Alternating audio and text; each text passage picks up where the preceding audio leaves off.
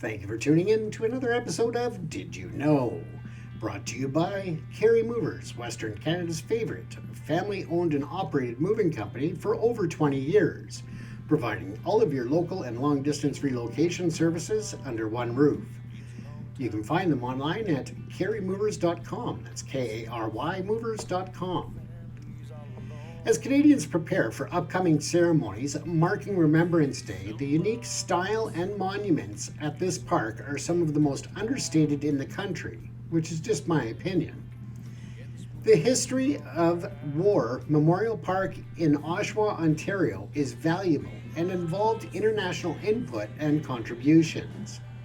Memorial Park is located on Simcoe Street South between Gibb Street and Bagot Street in Oshawa. It was constructed in memory of the citizens of Oshawa who sacrificed their lives in World War I, World War II, and the Korean War. Dr. T.E. Kaiser was the leader of the drive to erect a monument dedicated to the citizens of Oshawa who had sacrificed their lives in World War I. It was Kaiser's daughter Josephine who suggested the Garden of the Unforgotten for the park. The monument was unveiled by Sir William Mullock, Chief Justice of Ontario, on Remembrance Day in 1924. The monument included bronze tablets which listed the names of 138 Oshawa residents killed in World War I. The monument, though based on a structure in Evesham, England, is quite unique. The memorial contains stones of every World War I Allied nation, as well as stones from the battlefields where Canadians lost their lives. These included stones from England, Scotland, Egypt, Newfoundland, Russia, and Japan. Battles immortalized in the Oshawa Monument include Vimy Ridge, Ayres, and Passchendaele, among others. Another special feature of the monument is what lies beneath it. An airtight copper box is buried underneath the structure.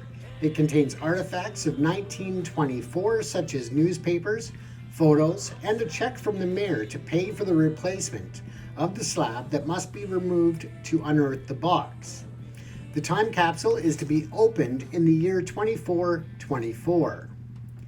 The bronze figure of a Canadian infantryman stands still, surveying Memorial Park from on top of the monument.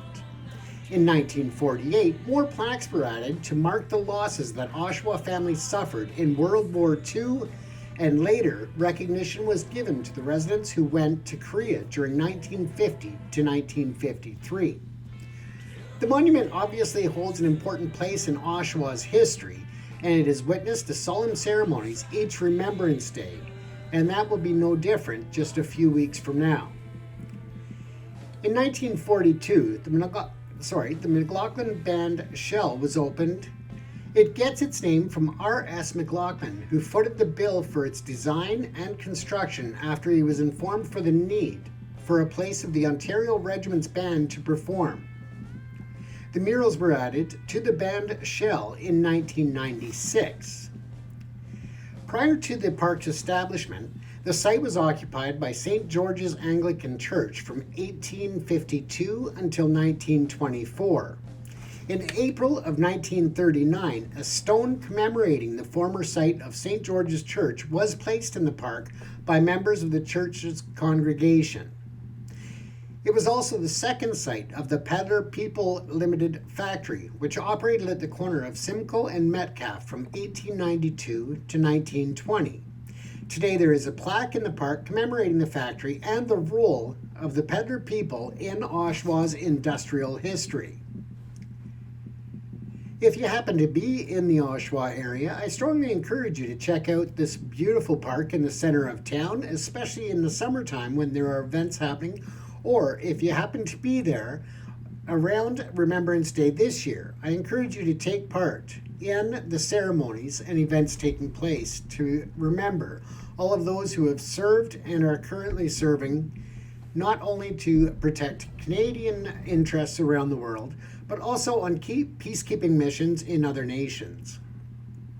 Without those brave men and women of past and present, we would have no future. So remember to thank a veteran. Once again, this is Did You Know, brought to you by ProPix Canada Media and Carey Movers Limited. Don't forget to like, follow, and subscribe for more stories like this, other news and current events from around the world, educational programming, and of course, entertainment events.